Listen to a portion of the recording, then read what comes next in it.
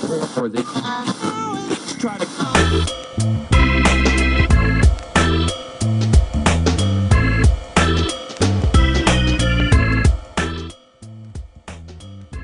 We're back with segment 3 of the Pittsburgh Business Virgin with Dr. Brad Todaro of Allegheny Advanced Chiropractic. He's the owner and president.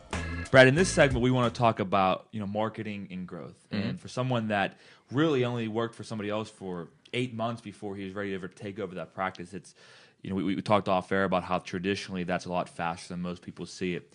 But once you've did that and you have your own philosophy on how you want to grow, let's first talk about growing within your current client base, and then we'll talk about bringing in new clients. So if you can expand upon that. I think with the setup I had, buying out an existing office, my first few years in the business, I was more focused on internal marketing and bringing in friends and family members and coworkers of existing patients by providing good quality work and keeping as many of the patients that were there happy and marketing that way. It's only recently I've started looking into external marketing with changes in the healthcare industry and the economy. It's been necessary to make some other changes to bring in new patients from an external source. What are some of those services you're adding to your, current menu of services? Well, slowly over the last several years, I've been incorporating more and more physical rehabilitation, physiotherapy into my office, and not just your standard chiropractic, cracking, adjusting, and out the door type of techniques.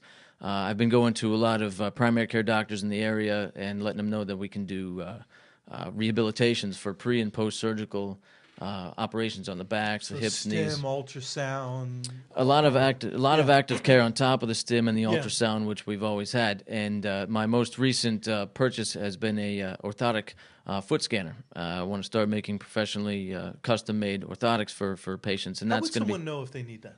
Just out of curiosity, Ask Brad. if I'm sitting here, yeah, you come to me. But how would they know? Hey, I need to go talk to you. Well, as far as the orthotics go, I'm gearing it towards people that have had chronic, recurrent foot, knee, hip issues that have not been helped out with others. A lot of people, if they have significant issues, will get them checked out and might not be thinking to the bottom of the feet as the cause of the problem. Sometimes if there's a loss of arches in the feet, that turns your leg in and outward and can cause knee and hip pain. And that can be missed by other doctors. If you have pain in your hip, you're geared to look at my old hip. football injuries are starting to ache as you speak to me right now. Yeah. And a lot of times the bottom of the foot is the cause of the problem. It's like a foundation of a building. Got a head scanner? we can put his head on the scanner and see what happens. But that's my newest Let's talk real quick about. You're going to see nothing. I'm sorry. Pot, kettle, black. This guy. We talked about how in some shops in your industry you see that high volume. And how your philosophy, and you actually seem to gain that philosophy by where you started your career. But churn and burn, right? Talk about how you want that. There's two sides of it, and which side you chose. Well, you're right. I did see some high volume type of chiropractic work when I came out of school, and I wasn't a big fan of it. It works for some people, and if the patients are happy with that, then that's good. However, I realized quickly that there was a lot more that can be done that you can't do in a high-volume type of setup. And that's why I left that office and found this type of setup where I can do more of what I like to do now. It's a slower pace, but I find that the patients are far happier with the treatment. They don't feel like they're getting rushed in and rushed out. There's time to talk about new issues, which would be missed otherwise if you were on a 3 or 4 minute timeline with each patient. Why don't we hold that thought, because I want to come back and I want to do another segment talking about this growth piece, because you're actually at that point where you are doing as much as you can the way you want to do it. Yes. And so you're at that point where you've got to make some decisions if, as a business owner, you're going to make more money. Yeah, because time's the only commodity we really can control. Yeah. So we're going to talk about volume versus profitability per unit and all that other stuff.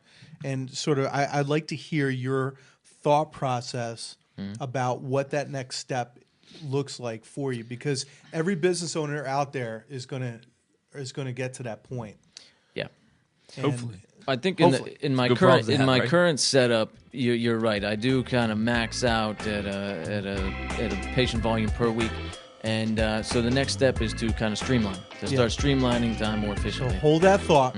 We're going to come back for the next segment, and we're going to go deep on that because I think that's going to be key.